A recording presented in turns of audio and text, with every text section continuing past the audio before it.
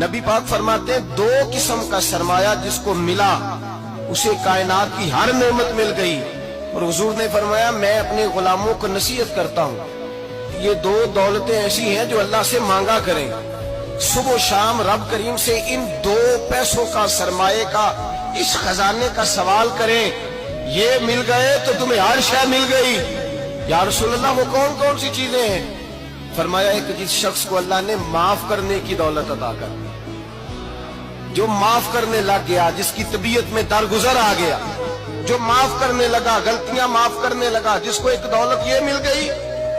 اور دوسرا میرے مصطفیٰ نے فرمایا جسے اللہ نے یقین کی دولت عطا فرما دی. جس کو یہ دو دولتیں مل جائیں, درگزر کرنا, دوسرا رب رسول پہ یقین کامل رکھنا, اسے کائنات کی ہر شے مل گئی.